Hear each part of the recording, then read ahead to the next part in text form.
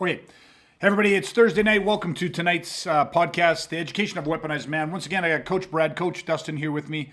Thanks for being with me, guys. And listen, just before we cut to the intro, I'm going to introduce what we're going to talk about tonight. And tonight I want to share with you how I became a believer, but I'm going to flip the tails. I'm going to ask you guys a question. So we're going to talk about the power of belief. Stick with us. Many people understand that they can at any time become the target of a violent criminal assault. These same people know that they have a life, family, and property worth defending. Criminals understand that violence is its own language. Violence is not the sport of competition. Violence is not the art of fighting. Violence is about one thing: destruction. There are those who believe that violence, even in self-defense, is morally wrong. Then there are good people like you who know that defending yourself, family, and others, as well as your property, is not only a personal right, but a duty within a civilized society. Understand, violent assaults are won before they occur. People who learn strategy survive. People who do not will not. For those brave people who believe life is precious and worth defending, welcome to the Education of a Weaponized Man podcast. All right, okay. Let's jump right into it. I said that I was going to share with you guys how I became a believer, and that was, of course, going to lead us into a conversation about the power of belief and how that pertains to weaponizing against violence. But what I'm going to do first, before I share my side of it, I want to ask you guys a question, and I want you guys to answer. Now, I guess there's two ways I could do this. Maybe I'm gonna set you up a little bit for this, just so that because again, when we talk beliefs, we could go in a lot of different directions. But I remember one time, and it was Ron Balicki. He said something about one of my mentors. He said something to me very powerful, and we were doing a bunch of training, and I don't remember the specifics of exactly what we were training, but I remember that the conversation ended up landing on a point where I was asking him questions about something. And he stopped me, he said, Greg, listen, at the end of the day, understand one thing. You're only ever going to do what you actually fucking believe you can do. That was part one. And the second part, he says, and let me put it a different way, people will only ever fucking do what they believe will work. Right? So those two things are very powerful. You're only ever going to do what you actually believe you can make work. And you're only ever going to do what you believe will work. So those two things are very different, right? Like they're the same, but they're different, because one of it is like, what do you believe you can actually do? It doesn't matter what you think other people can fucking do. What do you believe that you can do? Okay, that's self-image stuff. We know how powerful that is, right? And then the second part is what do you believe actually fucking works? And those two things were so powerful. So let me throw the question to you guys. So I want to share how I fucking became a believer.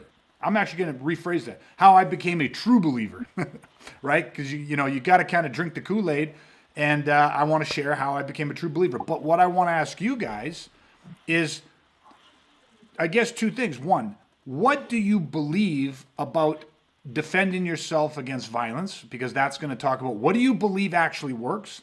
And then the second part is, how did you guys become a believer?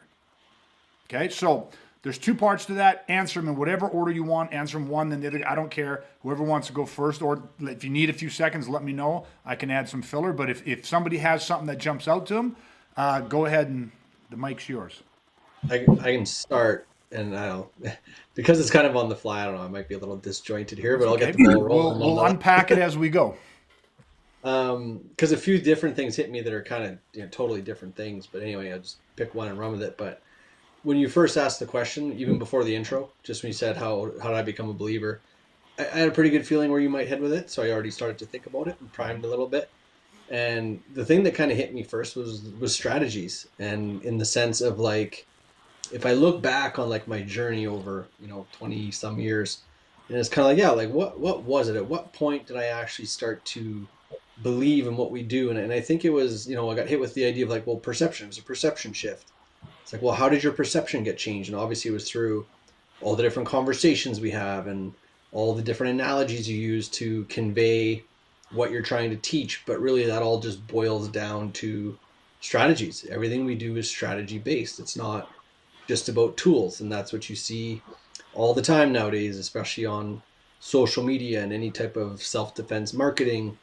It's all, well, look at this look at this tool, look at this technique. Watch, the guy grabs me like this and I'm going to do that. But there's no resistance, there's no belief of like, oh, I get you can do that on a video when the guy's standing there. I don't necessarily believe you could fight with that. And when I use the word fight, I mean in violence, not traditional fight. And so it's like, yeah, you look at the journey and how what we've done, and it's like, because things are strategy based, that's what allows you to start to make a perception shift and actually start to realize that, like, hey, this makes sense because we're talking about the strategy, we're talking about why we're doing the things we're doing and how that, you know, relates to violence, and then you can kind of start to see why that would work. So that was kind of the first thing. There's some other stuff, but we can kind of jump off there and go forward. Okay. Brad, do you want to jump in? Yeah, you know what? Excuse me. I think, yeah, like I agree with what Dustin's saying, and I'll actually kind of build on it because it resonates a little bit with where my head went to was still to the strategies side of things. But like one of the things that has given me a lot of faith and a lot of belief in what we do is the fact of not having loyalties. You know, like we've been doing this for a long time, you know, over 20 years, myself and Dustin and Greg even longer, right? So, you know, it's one of those things, there's been lots of evolutions where things have changed because the need in the theater of operations has changed. So out of necessity, we've taken things that we've done and we've either completely like removed it, we evolved it, and, you know, like it's always been predicated on the fact that we're very mission specific. We're very laser like focused on the task at hand, defending yourself against violence, weaponizing against violence. So it's like, you know, when I look back at all the changes and the evolutions, you know, it was always about how do we improve and implement better strategies to defend ourselves and our families and our loved ones. So it's like, you know, when I see that and when I've been through that experience, it's always been the focus, and that gives me a lot of belief that we're always chasing and growing and evolving into the best possible strategies to defend ourselves. So, you know, like there's not like we're like, oh well, this is what we're doing because we've always done it, you know. And I think that's a very big trap that people fall into and organizations fall into. But when you constantly see, okay, you know what? Look at this news article, this change, what strategy? Oh, we actually would have to revamp this strategy to make this work, right? So for me, I get a lot of belief in what we're doing because it's always so laser focused. Yeah, it's, you know, it's interesting that what Brad just said, because literally the second thing that hit me that I was going to talk about was adaptability. And literally Brad just talked about it with the evolution of things over time. And it's like, that was sort of the second part of like, well, what allows for the perception shift to where you can start to believe that what we're doing makes sense and will work in violence.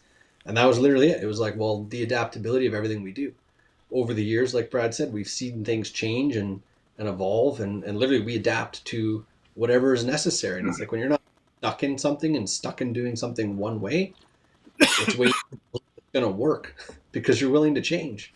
Do you know what I mean? Like Brad, I don't want to just rehash exactly what Brad said. It's just interesting in the sense that we're literally on the same page for sure. Okay. Again, I agree with everything you guys said, but I mean, I don't have to agree with it. It's your what allowed you to become a believer. So before we unpack, I'm always kind of taking notes, anything you guys say, because I want to make sure I don't miss points and come back. And there was a lot there to unpack. But let me before we kind of do that, let me see if we can't push it a little bit deeper. Let me actually, this might even be a somewhat simpler question to answer, but how important is belief in defending yourself? Like, let's just answer that as a general statement, right? How important do you think, like, do you agree with the statement that people are only ever going to do what they actually believe will work, and they only ever going to do what they actually believe they can pull off? And can you talk a little bit about if you guys have ever had experiences with that? Because I know for fact that for me, there was things that I was learning, strategies, tactics, and tools. Great stuff, all part of the weaponizing process. But in the beginning, I didn't have the attributes. I didn't have the depth of understanding. You know what I mean? I didn't have the flight time, the experience. Like, I didn't own that information yet. So although I'd seen it and I started to work it, I didn't own it yet. And I can think of specific times in training that, you know, these things did not come out when I wanted them to. I went into, you know, a scenario or went into like a round of sparring or something thinking, okay, I'm working this, and yet it failed to come out the second I was put under pressure. So how important is belief? Yeah, I think obviously, like, you have to believe in what you're doing. You have to have that the faith in what you're using to defend yourself in the face of violence. I think one of the things that stacks on top of that is experience. Not experience in terms of like, oh, I have this much experience. Maybe I should say experiences, where you have these crucible moments where it's like we do run scenarios and we do get the experience. Be like, hey, listen, like, this is how I implemented these strategies, and the way that I implement it may be a slight bit different than the way that you guys implement the strategies, because everybody's a little bit different. But this is how I implemented it, and it works. It works for me, and it works because I was able to use that against a real life violent encounter.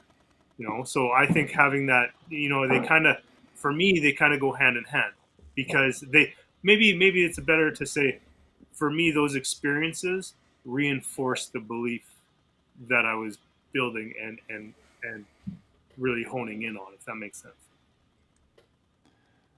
Yeah, let's see if Dustin wanted to jump in or not. Yeah, I can. Go ahead. I'll give it a personal example of it, in the sense of what happens when your belief in what you could do and what will work gets shaken. That's what happened to me. You know, as you guys know, I was in traditional martial arts before. You know, I earned a black belt in Taekwondo. I'd done it for years and years. I had gotten to a place where I was teaching for someone else. So I had my own class twice a week. Like, I was all in, and then I enjoyed it, and I fully believed in it, and I 100% believed that I was prepared to defend myself and capable of defending myself. And then, you know, by chance, I went with my brother to a demo for essentially what weaponizing is now. Different name back then, but in either way, I went to a demo, and in the demo, Greg, you were just obviously talking about strategies and all the different things we do, and you literally just asked some questions. And I think that, like, it was kind of like, well, yeah, well, the guy takes you to the ground and this happens and that happens. And I was sitting there watching, and I was like, why? I don't have an answer for that. I don't know what I would do if I hit the ground. I'm like, I never really thought about hitting the ground. I never thought about getting taken to the ground. I literally thought I would stand there and just kick and punch myself to safety, and just literally had no idea. Like, just it wasn't even on my radar. Yeah. You know what I mean? It's not that I had a false belief that, like, oh, I'd do this and I'd do that, even though I'd never been trained in it. I just never even realized the problem existed. And so when I got hit with that kind of perception shift, that's what happened. It was literally like, I don't believe what the skills I have. I don't believe I could actually survive violence the way I thought I could. And it overnight changed. Like, no matter how many years I'd put in, got the black belt, teaching, all that stuff, done, over. Never looked back, never regretted it. And immediately went into this and have never gotten off the path, because that's how powerful it is. When, if you don't believe it's going to work, then why would you waste your time? Yeah.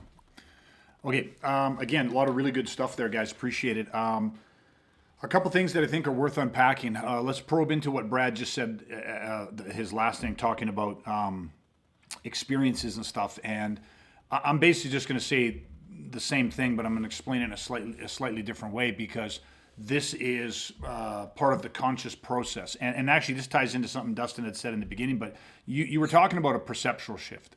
And we're talking about the power of beliefs, and you're talking about, well, there has to be this perceptual shift, because you're only going to do what you actually believe you can do, right? Like, and let's maybe separate those a bit. You're only going to do what you believe will work. And then you're only going to do what you actually believe you can do. So you can believe something will work, but you can have a limiting self-belief that says, yeah, but I couldn't do it. Yeah. Right? And there's a couple things with this, and having a perceptual shift. How do you, because maybe there's somebody out there right now that is training something, maybe they're preparing for violence, they're training on their own or wherever they're training, and they're sitting there going, listen, I believe that what I'm being taught, what my instructors are teaching me, what I'm reading, what videos that whatever it is, I believe this will work, right? But I don't know that I can do it, right? Because I believe it'll work because I see people do it. And this is where the whole thing, we always come back to this: context determines the content. You can see something being done in a ring. And I think it was you, Dustin, you said, but you alluded to the fact that if you have Instagram or Facebook, you can just all day long get techniques sent to you. And it's guys showing you how to do arm bars and Darce chokes from, weird angles and all this stuff, but they're doing it with no resistance. And the majority of people that are training in jiu-jitsu are never going to be able to pull that stuff off against an actively resistant opponent, never mind someone that's actually straight. It's all this shit, right? But the point is this formulates a perception, and this is what I want to talk about. There's something that is called classical conditioning, right? There's two types of conditioning: classical conditioning and operant conditioning. And classical conditioning it teaches us how to feel about something.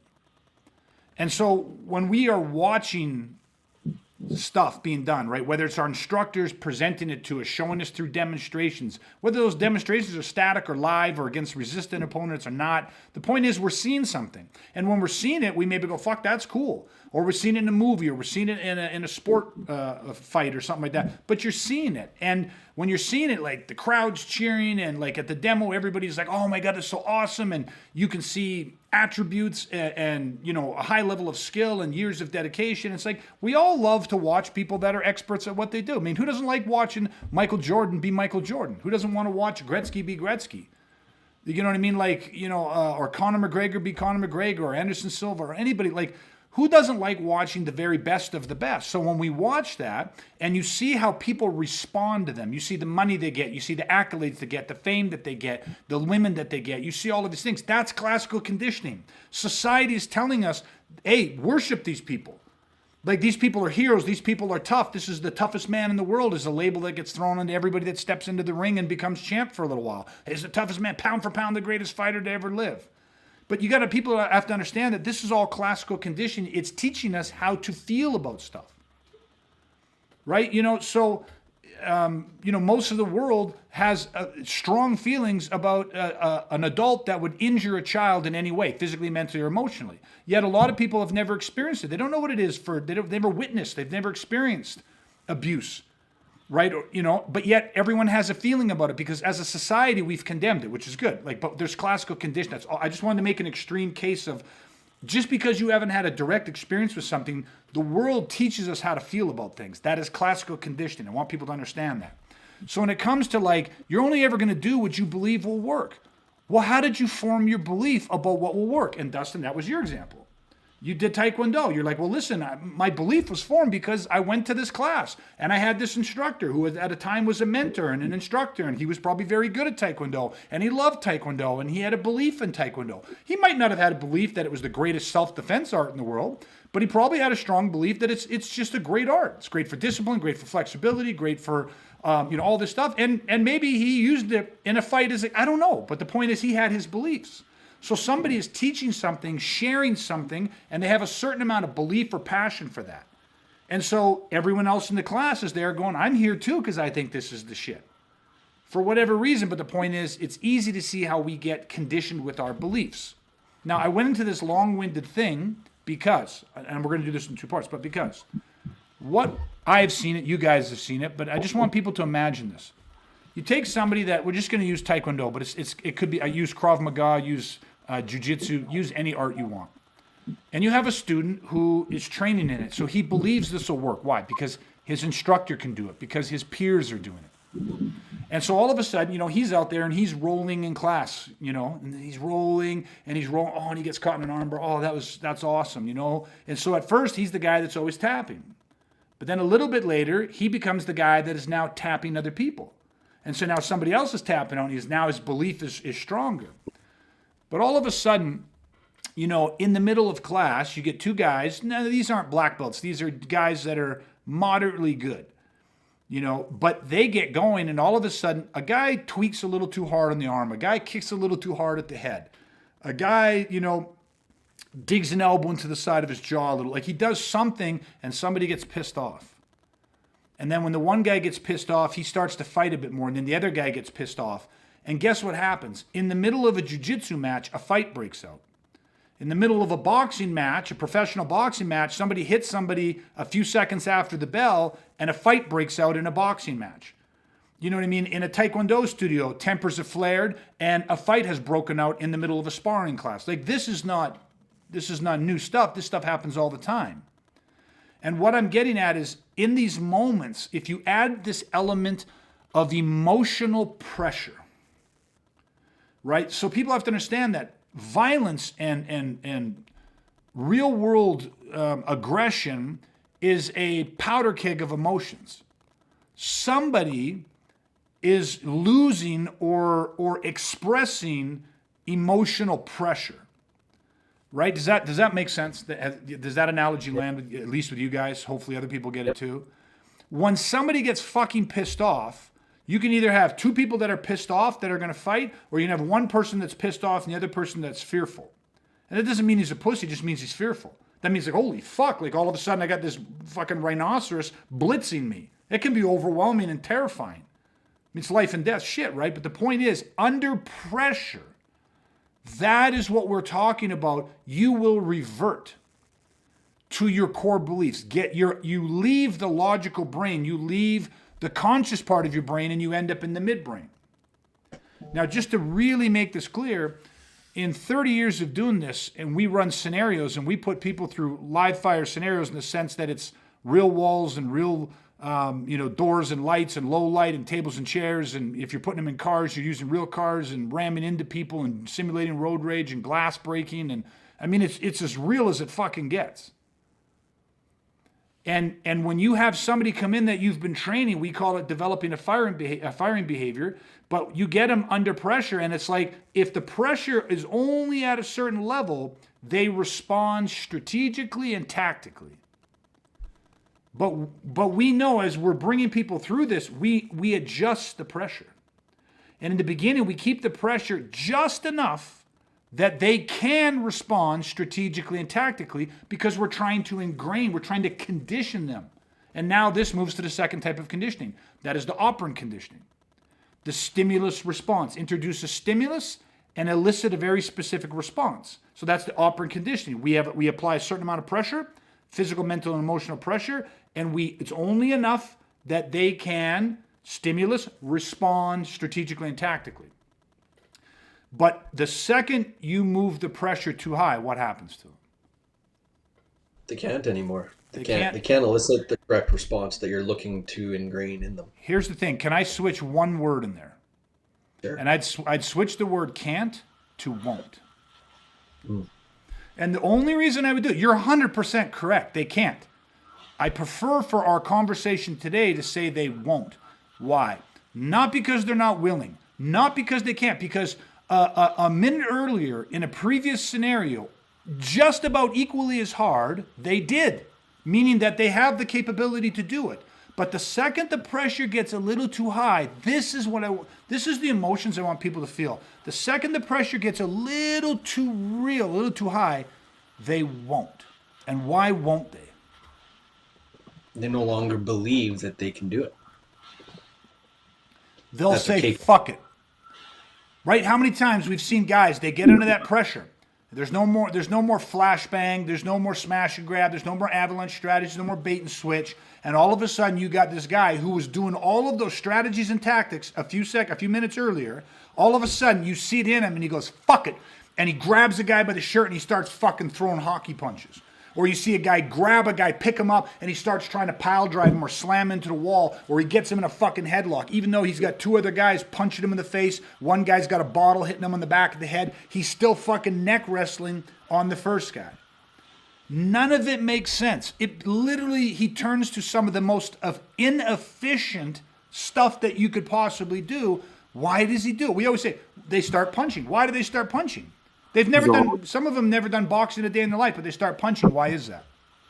They're overwhelmed. Their system is overwhelmed. So they, again. But why do they do it? Why do they revert to punching? Because in that moment, they can't access those skill sets because. Why though? Why do they revert to punching? Because ultimately, they don't believe those strategies are going to work in them. So why do they revert to punching? Dustin, I think you're trying to say it. Because they don't believe it. They don't believe Why it. do they revert? Why do they go to punching? Because they They've been sorry, let me say conditioned it to backwards. punch. Because they believe that punching is going to save. Why? Dustin, go. Conditioning. I've heard you try to say the word twice. Conditioning. Conditioning. They've been conditioned to punch. Everything they've ever seen, been exposed to, that's the solution. So ultimately, they feel like, well, that's going to work. That's what they do because it's just conditioned. They can't even help it. Yes. Here's the thing. Now pause. He said, "What if this is a guy that's never boxed? He's been conditioned to do it because everything he has seen since birth. You got to remember, from 0 to 5 years old, you have no conscious forethought. You're what they call the open vessel. That means everything that all the beliefs, all the opinions, the values that's coming off TV, that you're hearing your parents talk and conversations and everything, the environment you grew up in, is going straight into programming your subconscious. The subconscious cannot reject anything. The forebrain, after the age of 5 or so, begins to learn to reject some stuff. But for the first 5 years, and let's be honest, probably for the first 8 to 10 years, you reject very little of what is presented to you by your peers, by your parents, by the authority figures, by what the news is saying and what you're hearing people read and all this other shit that programs the paradigms. So you have been programmed. So you have seen I remember being young and watching John Wayne and the old fucking Duke crack someone in the jaw. That's how a fucking man fought. Either cracked him in the jaw, he pulled his gun and shot him in the fucking head. You know what I mean? Put his reins in his teeth, a gun in each hand, and rode into battle headlong and didn't give a fuck. You know what I mean? If it was something less than that, he busted the guy up. So I mean, how do people? Why does somebody who's never been taught how to punch, never boxed a day in his life, why does that fucker under pressure, when he's like, holy fuck, I'm in trouble. These people might kill me. I better do something that works, and they revert to punching? Because they've been conditioned. The classical conditioning has taught us what to think works. Like when it comes to violence or defending yourself or whatever term we want to put to it. So even without the operant conditioning, even without the stimulus response of like what boxing would teach you or kickboxing would teach you, even without that, you will only do what you fucking believe works. And what you believe you can do. Now, how do they know that they can do it? They've never done boxing, but how do they know they can do it? Well, they've seen other people do it. So they know it works. How do they know they can do it? Maybe they don't. Well, they did it, so they must. So either the power of knowing that this works, but what else? How do they know? Show me a man, show me a boy who has never thrown a punch. Now, I'm not saying he has to have thrown a punch at another human being. As you're fooling around and play fighting with your friends, right? And you're playing cops and robbers or doing something. People have simulated punches. They've pretended to fight. They've put on some boxing gloves and they were throwing punches, whether it was against the air or against somebody else or whatever it is, as a friend. Maybe they threw a punch in a hockey fight. But we have two hands. They've hit things. They've slammed their hands down on things. It's again the stimulus and response. They have at some point in their life, even with very little. And what I'm trying to impress upon everybody with this analogy is how little experience it takes to formulate the belief that you can do something. Guys, over 20 years, we've been doing this a long fucking time. How many guys have come into us who talk like they know how to punch and then throw a punch, and clearly you go, you've never thrown a punch a day in your life, have you? Well, no, not officially. No one's ever taught me. I'm self-taught. Oh yeah, it's fucking apparent. But you had the full belief that you can do that. And then we'll spend 3-4 days working with them, 8 hours a day, and we have them doing like flashbangs and eye shots and unassisted headbutts, things that are way more brutally efficient. They are doing that at a higher fucking level than their so-called quote-unquote punch. And yet, under pressure, they go, I'm not going to stick my thumb in his fucking eye, even though I've been taught, I could gouge an eye out of a head easily. I'm not going to do that. I'm going to start fucking throwing the fists. It's like, don't do that. You don't have a clue how to throw a punch. Like, you know what I mean? That's literally like I got a knife and this guy's trying to kill me, drop the fucking knife and pick up a squirt gun. Motherfucker, and you start, it is that lopsided. So what I want people to understand, capability in the sense of like what you can do to a higher level is not exclusively the ingredient that says you will do it. Capability is not the main ingredient. Capability helps things, and if people develop a strong belief and go, I know I'm fucking good, like I know I'm wicked at punching. Well, you would have had to have some operant conditioning, but you would have had to have some classical conditioning. People around you, you had a boxing you, people are telling you, man, you got the most beautiful jab. You got the most beautiful jab. Oh, I love watching you punch. I love watching you work that jab.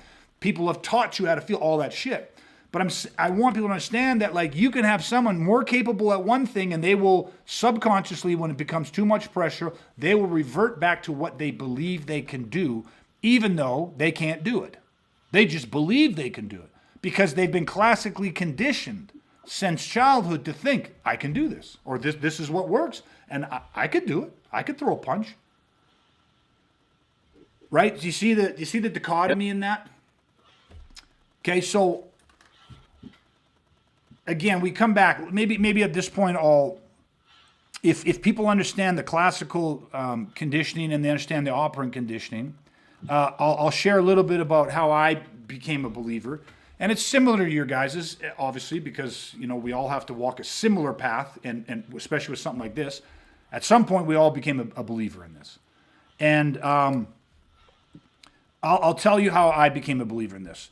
Mine was pretty simple, and I'm actually not going to use my story, like my violent story. Like I became, because clearly I had a violent, attempted murder, got beaten, all that shit. But that didn't change my belief. That when I started training, I was the same as everybody else. I didn't know if this shit would work when I first saw it. I had a feeling that but I would say it was more of like blind faith. I had hoped it worked. It sounded so amazing. Like when Paul was talking to me, like I said, in the first half an hour, he painted a picture of violence in a way that nobody's ever done for me before. Listening to him speak about it, it was like I lived that. Like it was like I understood that he lived that, but that didn't do anything for my belief. That just gave me such tremendous hope. It allowed me to operate off blind faith. So as I was going, though, here's the short of it. If I used an analogy of playing hockey, when I started weaponizing, and remember, this is after, traditional martial arts and going that route of the black belt, all that stuff, and then combative sports as a sparring partner. So it wasn't like I was untrained. But the second I had my encounter with violence and I started the weaponizing process, if I used an analogy of hockey game, I was like a power forward that could not put the puck in the net.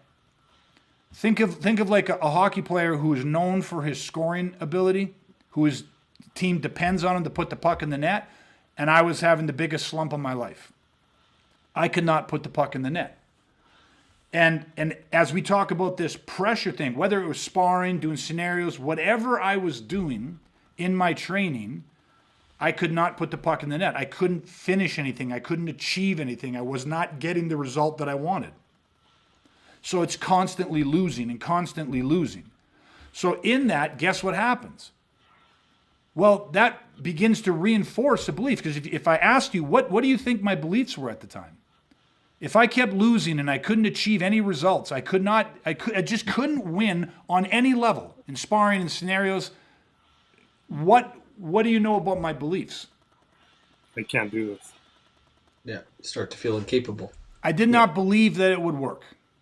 And I didn't believe it would work because I'd been sold a bill of goods not once, but twice before. When I started taking traditional martial arts, it was a street professed art. The only reason to train in it was to learn to defend yourself. Even though we went to tournaments and karate tournaments, and some of them were full contact, and you got your little foam headgear on, your foam pads and stuff. And then we did some point stuff, and you learned your katas, and you did an inter-club sparring. But all you ever did was spar other guys that took karate. Sometimes you'd spar another school. The point is, I was already sold that this shit would help you defend yourself. And when push came to shove, when rubber hit the road, sugar turned to shit, none of it didn't fucking work. Then the second one was I went and did the kickboxing and Thai boxing. Because then again, now it's hard to argue this stuff's not real because it's effective. They're in there kicking and punching and they're not wearing little tiny foam pads. They're brutal. It's a brutal, tough, athletic sport done by brutally tough, athletic people, and they fucking compete.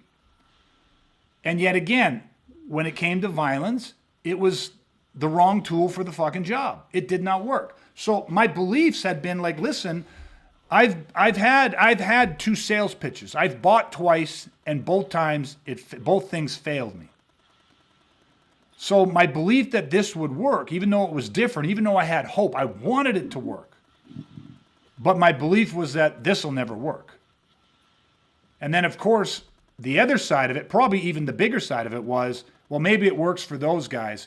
But just like karate, I've known lots of guys that took karate that got in street fights. I heard them, people every day at our club would regale us with the tales of their exploits at the bar the night before. So it'd be like, well, fuck, these guys are out there to lighten people up, man. Fuck, yes, I'm doing the same thing those guys are. Wait a minute, I almost got murdered. Kickboxers, same thing. Guys knocking people out at the bars. Like, I'm going to have to stop throwing left hooks. I'm scared I'm going to kill somebody. Holy fuck, this shit works. These guys didn't work for me. So it became some really serious limiting self-beliefs. So the next thing that happened, though, is I kept training off this blind faith, but I had no belief. And what got me was exactly what we talked about. I remember the first time that it happened for me is I had, again, failed to get my result. But Paul had stopped and he said, listen, understand something. Like, you're good to here, just a level, let's say. You're good up to this line. And the second the pressure crosses that line, that's when things fail, because that's when you abandon hope. That's when you stop believing. And it was this whole thing about him explaining to me operant conditioning, the stimulus response, and him being able to so accurately control the level of pressure. And I'll never forget that he worked with me. He didn't spar me. He worked with me in the stimulus response, and we worked for probably 7 days straight. And then he's like, "Okay, I got a bunch of clients, some law enforcement guys flying in. They're flying in the weekend. I want you to stay, and I want you to like help me work with these guys. You can be like the training partner kind of guy." I was like, "Sure, absolutely." So I remember sticking around, and then all of a sudden on that weekend, again, trying to make a long story really quick here, in the middle of working with this one guy, right? In the middle of working with this one guy, all of a sudden, I'll never forget, like, I got a result. And I got this result, and this guy dropped. And this guy was bigger than me and all this other stuff, and this guy dropped. And I remember in that moment, what anchored it was because we stopped and everyone was getting a drink of water. The guy was fine, whatever. But Paul walked over to me and Paul said, "Do you know what you just did?" And I was like, "What?" He said, "You just put the puck in the net. Do you understand that? Did you recognize that?" And I was like, "No, not really." And he goes, "Listen," and this is the same thing. People are only ever going to do what they believe will work, and people will only ever do what they believe they can do. What you missed and what you need to acknowledge is that you just did that. This shit works. And so the next part of this was, this weaponizing process is something that the body learns before the brain acknowledges. And that was the first time I heard that. And I was like, whoa, that's weird. What do you mean? He said, we are viscerally training you, classical and operant condition. We're teaching you how to feel about violence, and we're teaching you a stimulus response to violence. And he goes, this is being viscerally imparted into your body. That is the power of the process of how we are training. But you have to, the body learns it first, the brain has to catch the fuck up. Your body just got your result. He did a stimulus, you elicited a response. You did exactly what we wanted to do. You pulled the trigger, and you executed the firing behavior, and you got the result. The puck is in the net. But he goes, you have to recognize it. And then all of a sudden it was like, holy fuck. And it started this way for me. Holy shit, this works. And I didn't mean the whole thing. I meant this thing, this strategy, this tactic that I just did worked. I can tell you every goal that I scored with all 10 of our strategies. I can tell you the first time that puck went in the net for all 10 of our strategies that we use. I can tell you the first time that I combined 3-4 strategy and made an effective kill chain. I can tell you that first time I did that. right? You understand what I'm talking about? I can tell you the first time why, because as they were conditioning my emotions for how to feel about violence and conditioning my beliefs, right? And on a subconscious level, they didn't worry about trying to convince me. They didn't worry about trying to condition my logical brain. They were using classical conditioning to change my subconscious programming, my paradigms, and to change the emotions that I associated with violence and defending and executing strategic tactics and tools. And then what they did is they did the operant conditioning to viscerally impart it. Stimulus response, stimulus response, stimulus response. Ring the bell, the dog, introduce the food, ring the bell, dog salivates. Pretty soon you just ring the bell, dog salivates, because there's a neuro association. The bell means food, the dog salivates, food doesn't even have to be present. This energy happens, this response elicits, it becomes visceral. But then what I learned to do, thanks to them, was, okay, you're only ever going to do what you believe works and what you can do, and then understand that this is an art that this is a system that your body learns before your brain. So you have to recognize when you start putting the puck in the net. And all of a sudden, 1 puck, 2 puck, 3, 4, 5, like you start scoring the goals with the individual things. But it took time. Because I had the negative paradigms, it took me longer than it takes most people today. I always call it my reprogramming years. My first 2 years were reprogramming years. They had to deprogram me out of martial arts. They had to deprogram me out of combative sports. And they had to reprogram all of my classical conditioning and all of my operant conditioning. Most people that come to us have no previous experience in anything. I don't have to reprogram shit. We just start programming. They're an open slate. It's beautiful. But the second I started putting in the net, but to this day, every time I think, when I'm teaching this stuff, I have such a level of conviction about this stuff because I did it. I've done everything that we teach. I have done it. I have done it in training. I've done it real world application. I have done it. But I'll tell you what, I did it in training. I put the puck in the net in training long before I put the puck in the net real world. Because you create this pre-combat type veteran.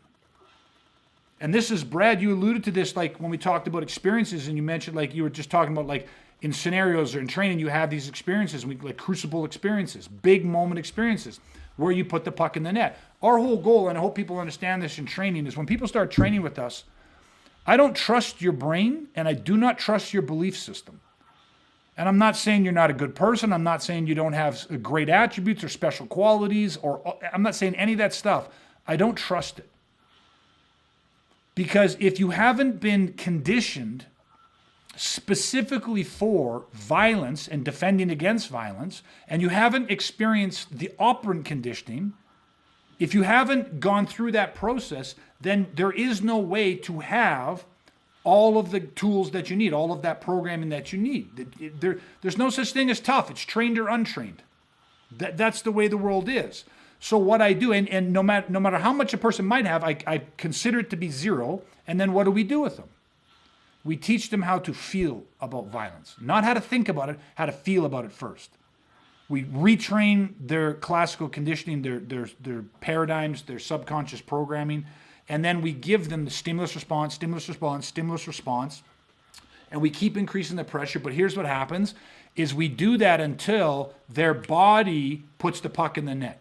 The stimulus comes out, and they don't even recognize it. The stimulus comes out a little bit harder, a little bit, and all of a sudden they're putting the puck in the net, and then we stop and we get them to acknowledge it. We get them to acknowledge it. Now, how many times have you guys, can you think back to the day you put the puck in the net on one of our and this is how you do it, one at a time. You don't put the puck in the net in your first game. You don't put, 10 pucks in the net. You don't get 10 goals in the first day. You take something and you work that thing.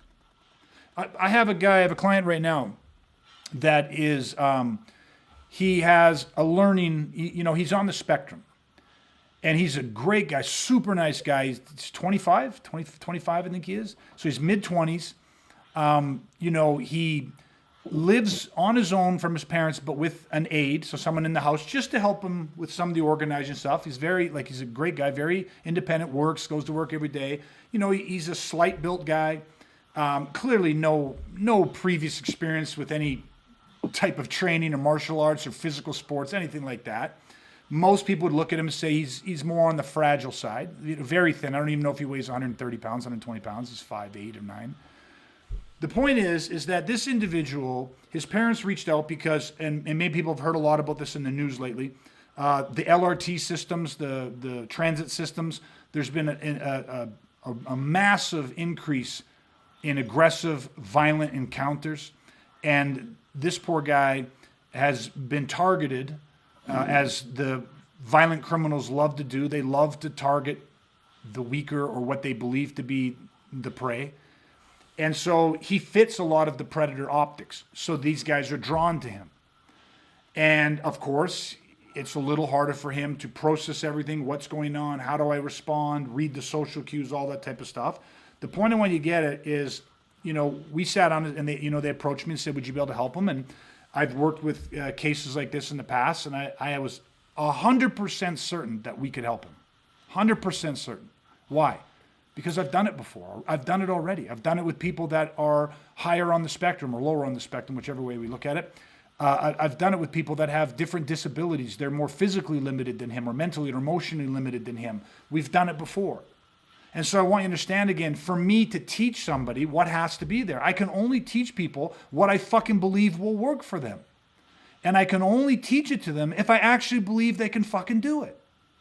Now, am I teaching him the exact same way I teach another one of our clients who's 6'4" and 240 pounds and has good attributes and pick things up quick and stuff like that? Do I teach him the same way? Well, I use the same process, but I don't teach him the same things in the hierarchy of order. Because I got to teach him a different classical conditioning, but I'm teaching him how to experience violence and how to feel, but we're reprogramming that. And then I'm teaching him through the same stimulus response. I just am using different stimulus at a different pressure, but I'm still accelerating with him. And the point that I want to share with you is that we committed to doing 6 weeks. 6 weeks, 6 privates, 1 private every week for 6 weeks. We just finished on Tuesday. It was week number 5. And I want to tell you something because I'd love to, it's private. I'd have to get his permission. But I would love to post, because we videotape all our privates, I would love to post him on day 1, week 1, and him on week 5. 5 days, that's it. This was his 5th hour of training. And in the 5th hour, I was able to feed him a pressure scenario that had him executing 4 out of the 5 strategies. And he did it like it was so amazing because his body was doing it viscerally. He was reading the cues. And he had something to link it to because of the classical condition. He understood what this meant.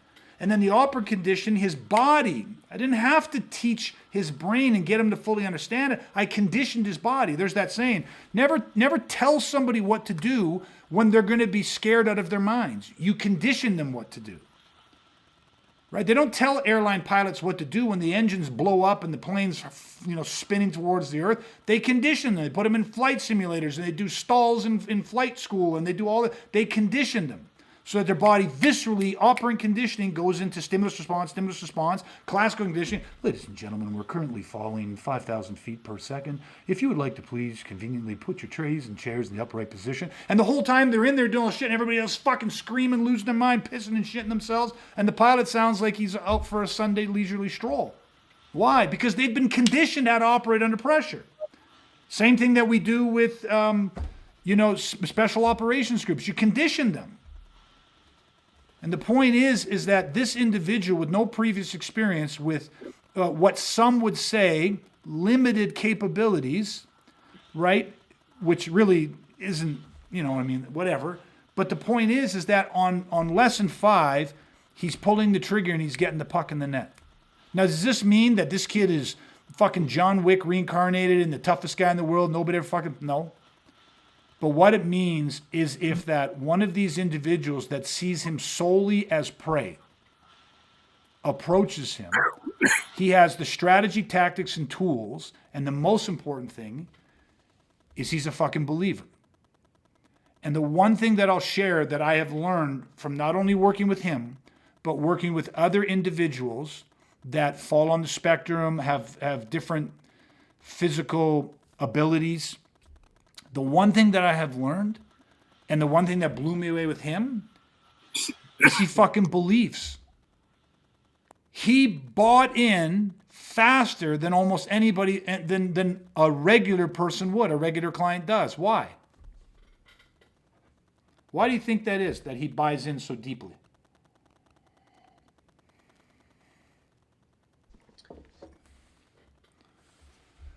I have a probably- couple. Well, go ahead.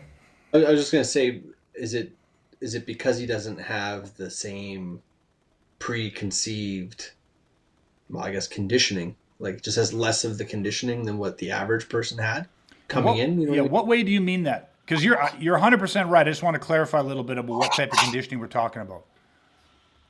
I'm talking about the classical conditioning, I guess. Okay. So I don't know. No, well, in a way, let me put it this way. You know what he does that is impressive is, and this is what also makes him appealing to the predators. He's not cynical. He trusts me. And like, you know what I mean? Like, and this is how some of these predators are manipulating him for nefarious purposes. And people might say, "Oh, listen, the guy that's on the spectrum, right? Oh, he's not the smartest guy, not this." You know what they are? They're beautiful. He trusts.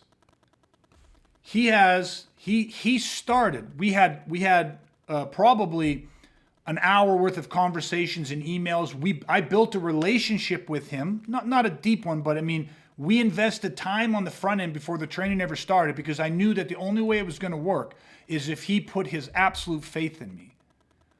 And then I had the moral responsibility to actually not bullshit him, meaning that I would never have taken him on as a client if I didn't truly fucking believe at a level of conviction that I could help make him infinitely safer.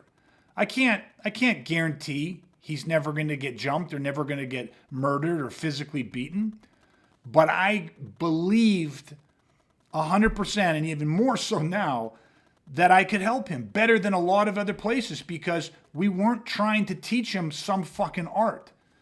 And I have done this. I have seen this work. I've done it before. This is the power, right? Like, I mean, you know, and why did his parents put their trust in me?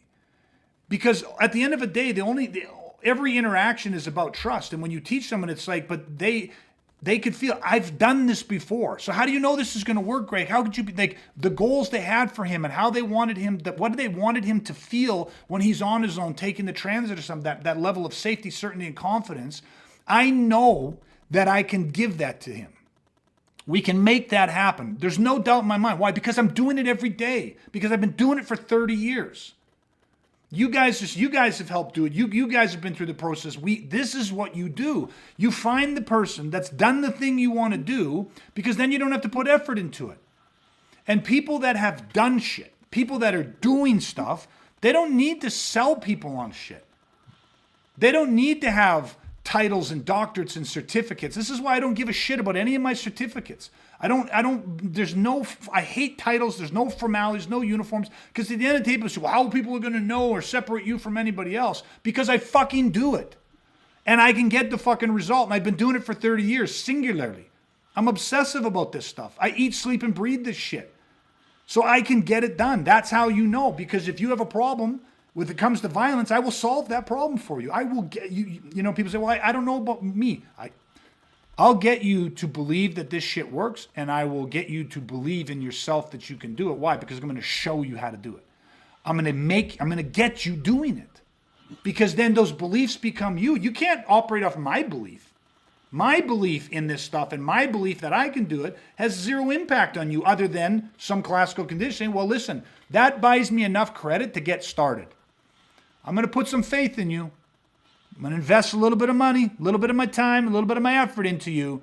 Don't fuck with me. But most times when we start training relationships, it takes time to build that trust, because people are looking for you to fucking be a con artist. They're looking for you to go, yeah, I bet it won't. I bet it won't. Most people rather be right about something wrong. You know what I mean? I knew this shit wouldn't work. I knew you couldn't. I knew this was bullshit or whatever. Whereas a guy like this, start from day one and just absolute faith. And with that comes a tremendous amount of responsibility not to let him down, but at the same time, it makes it so easy to train. I have him doing things at week 5. We have one more next week, this next Tuesday, and that'll be his 6th. And I mean, I am so happy with where he's at.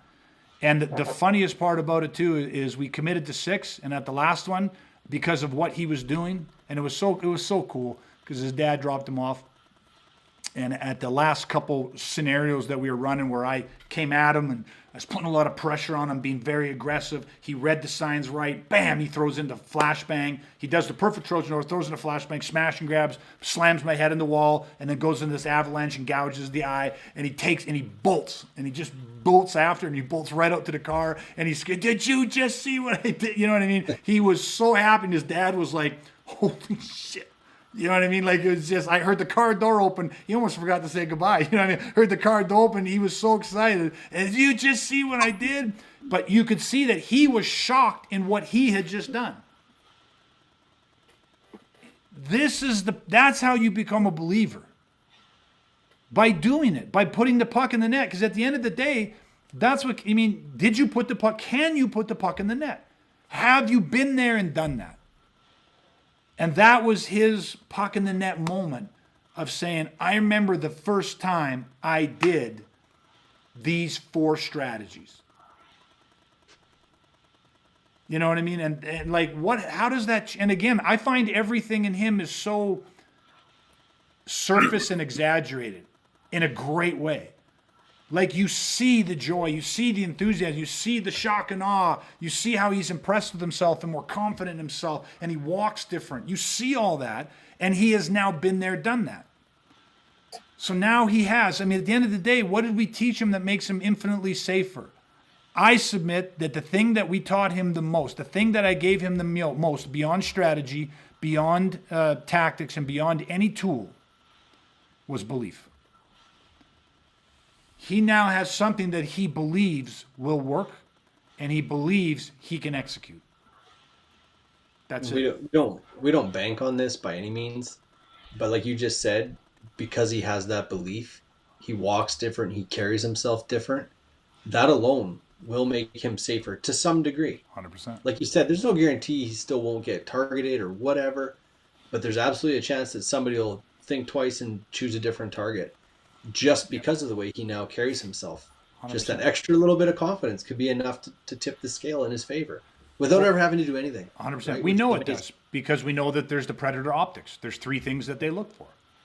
They look for people that are perceived as weak, people that are outside of the tribe and alone, and people that are distracted, right? They look for those 3 things. And before, he would have embodied more of those qualities, because again, he doesn't have the belief, right? So it's such a powerful thing. And I want to say this, or go ahead if you want to throw it in, I'll finish mine after. Just say one thing. I was just going to say, how cool is it that you can make that shift in somebody, have that kind of an effect, and you didn't change anything physical with him. You didn't convince him to start taking steroids. You didn't make him get in the gym and put on 30 pounds of muscle. Like, you didn't change him. And yet, in a predator's eyes, that's now a different person. It's completely different. Like, how awesome is that? It's powerful. Not to mention he has some strategies, tactics, and tools to back it up, right? It's not just a convincing someone that they're capable of something that they can't even do. He actually is capable. So, I mean, it's such an awesome process. And how much he believed in, like, to see him do what we call our default shock and awe, like building that kill chain out, where he does not have to fight bigger, stronger people. Matter of fact, if he does fight them, he'll lose. He has to, like, he's using a covert strategies, tactics, and tools. It's all guerrilla warfare. It is, and to see how every time we would talk about the strategies and how devious they are, you know, and how unconventional, and the speed, surprise, and violence of action, he would laugh, like almost hysterically laugh, because he got the fucking joke. He got the joke that it's like, man, I don't have to be as tough as these guys. That's right, because we're not going to fight. I mean, that's, you know, that thing at the end of the day, you're running away while that guy's trying to pull his balls out of his throat and reattach his eye. And that, you know, you're going, fuck, that guy was probably a better fighter than me. I was never going to stick around long enough to find out. Because you can see a threat's a threat is a threat. And the second's a threat, boom, you either remove yourself from the situation or you remove the situation. But he got that. He got that in a way that most people don't. Because they have a harder time switching their brain to, like, again, the honor isn't in how we fight. Our honor is in why we fucking fight. And he got that from day one. Just made him laugh because it's so insidious. Most people fight that because they think of, again, let's go back to the very beginning of what we have been conditioned through, what we've seen on television, on all these things. So everything you're explaining is most people fight those things because that's not what they've seen for their whole entire life and everything else that they've seen in their experiences. Yes. They push back against their own classical conditioning, their own paradigms, their own belief systems of what's right, what's wrong, what's honor, what's not honor in fighting in this. And most, and I wanted to say this because, we had talked about it, and it's just such an important mantra, a concept to have. We can't guarantee that our client doesn't get targeted. We can't guarantee that he doesn't get murdered. But like we said, like, we can't guarantee any of that. But the one thing I can guarantee you is that he'll never be anybody's fucking victim again. Ever. Because being targeted and being injured or even killed within the context of violence in no way, shape, or form demands the title of victim. And people need to fucking figure that out. You become a victim when you have no options, when you have no choice, when you have no fucking power, when you are at the mercy, whether you voluntarily submit to their mercy, okay? But when you give up your rights, your choice, right? Again, I got to look up that quote because, again, the Army, I think, was it the British Army had the rebels surrounded, and they surrender, you have no choice, and their response back, are you saying you are also taking away our choice to die? So you're out of options, you can't fight anymore, that's it, you're fucking done. Say, I'm not fucking done. See, those people would never become victims, and it doesn't matter, none of them survive it. You're literally wiped out, but you had a choice. You had a choice to make that decision, to go down a warrior, to go down swinging. You can sit there and be executed because of your beliefs. But inside, they can't break that. They can destroy the physical body. Is easy to destroy. There's no feat in that. But it is a man's beliefs and the choices they make. That's where the resiliency, that's the grit. You're never going to be a victim if they can't beat you mentally and emotionally. And that's where a lot of what we're talking about comes from. So he'll never be the victim, right? So I think that's an important maybe thing to end on too, is that's why, again, I wanted to share, I just thought tonight, we talk about, because it became so apparent. That's where the topic came from. Watching him over these last 5 weeks, and now we're coming into our sixth and final one together. Well, he asked me if he could continue, so I was like, that'd be amazing. Love to continue on this journey with you. But our last one coming up, his belief was undeniable. And I just thought, and then that just really made me think back and reflect on how powerful a role it's been in my journey of weaponizing. And I thought, we have to talk about this, because if I felt that by being reminded, I'd hope that you guys would feel this now when we get off this, and you'll think more about that and how powerful that is. And then we'll bring that to the forefront of all of our training like we always do, but consciously. And then I thought somebody else out there that hears this can benefit from this as well. So you will only ever do what you believe works, and you will only ever do what you believe you can make work. And you have to really recognize what level those are at with the classical and operant conditioning. Otherwise, when the pressure gets too much, you'll revert back to something you didn't even know you truly believed, right? But punching whatever the fuck it is, it'll be there when you don't want it to be there. So, all right, everybody. Any final thoughts for you guys? No, not me. Okay. Just before we sign off on that, for anybody that's listening to this, we have not done our podcast live on Facebook. Normally, every week on Facebook, we go live to our Awaken the Protector Within page.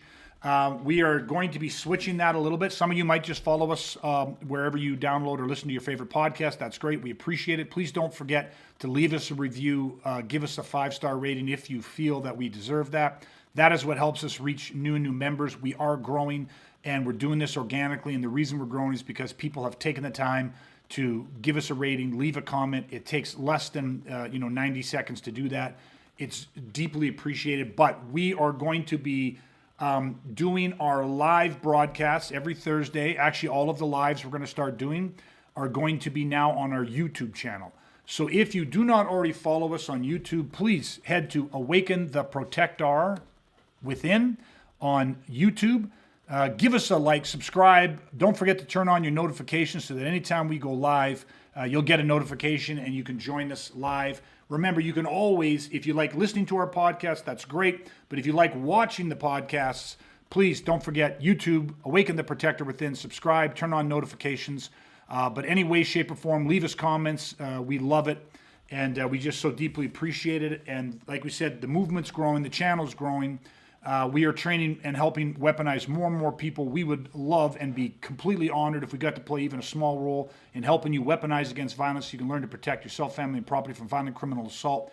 That is what we do. So for Dustin, for Brad, and for myself, Greg, thank you guys so much. Have a great night. Stay safe, stay weaponized, and we will chat again soon, everybody.